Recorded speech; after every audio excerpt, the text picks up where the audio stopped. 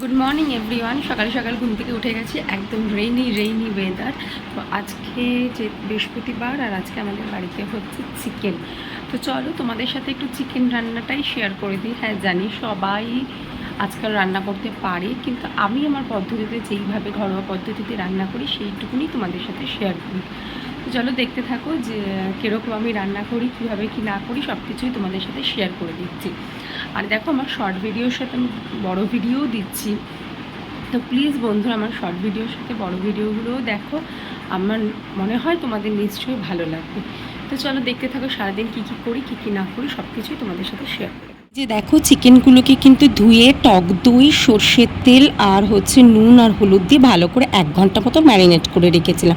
তারপর কড়াইতে তেল দিয়ে, তেল গরম হলে একটু নুন আর হলুদ দিয়ে আলুটাকে মাখিয়ে রেখেছিলাম। আলুগুলোকে কিন্তু ফ্রাই করে নিলাম।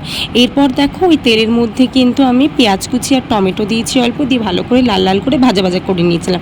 এরপর একটা মশলা পেস্ট করেছিলাম, আবার একটু পেঁয়াজ, টমেটো, কাঁচা লঙ্কা, আদা রসুনটাকে ভালো করে বেটে ওই পেঁয়াজ ভাজার সাথে একসাথে দিয়ে কিন্তু তারপর এক এক করে অল্প একটু হলুদ গুঁড়ো, জিরের গুঁড়ো, ধনের গুঁড়ো দিয়ে মশলাটাকে অনেকক্ষণ কষিয়েছি। যত কষাবে তত খেতে কিন্তু টেস্ট হবে।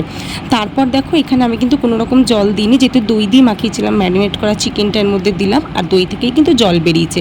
এরপর একটু কষিয়ে নিয়ে আলু দিয়ে দিলাম। আলু দিয়েও অনেকক্ষণ কষানোর পর গরম জলের মধ্যে দিলাম, দিয়ে ফুটে ওঠার পরে কিন্তু নামিয়ে নিলাম।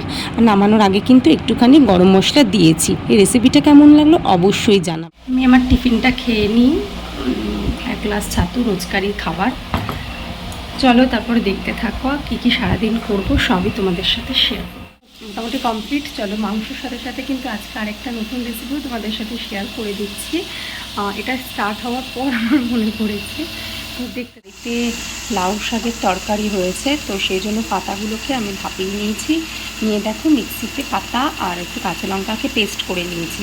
নেওয়ার পর কিন্তু এটা একটু সর্ষের তেল গরম হলে কালো জিরা ফোড়ন দিয়ে পেস্টটাকে দিয়ে দিয়েছি। এরপর আস্তে আস্তে একটু হলুদ গুঁড়ো, নুন, চিনি দিয়ে মণ্ড মতো তৈরি করে কিন্তু নামাবো। খাওয়া দাওয়া কমপ্লিট হয়ে গেছে, অনেকক্ষণই হয়ে গেছে। পুজো দিলাম আজকে, যেহেতু বৃহস্পতিবার। তো পুঁথিটাও পড়লাম। আমার শাশুড়ি মা পুজোটা দিয়ে দেন, তারপরে আমি পুঁথিটা আর কি পড়ি। তো যাই হোক, খাওয়া দাওয়া কমপ্লিট, তোমাদের তোর সাথে শেয়ার করেছি। ভাত, গরম গরম ভাত ছিল, আর ছিল ওই যে লাউ পাতা বাটা, লাউ শাকের তরকারি, আর চিকেন, আর স্যালাড। বিকালে কি করব কি না করব সব কিছুই তোমাদের সাথে শেয়ার করবো। কি আর করবো, পড়াতেই যাব। A few moments later. পড়িয়ে কিন্তু আমি চলে এসেছি বাড়িতে। ও প্লিজ আমার চুলটা ইগনোর করবে।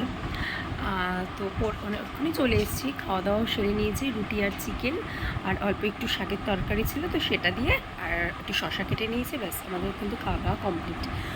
তো আর কিছু বলার নেই বন্ধুরা।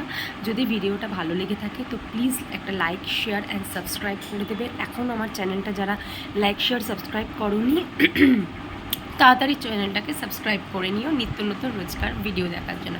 আজকের মতো টাটা, দেখা হবে কালকে অন্য কোনো ব্লগে। টাটা।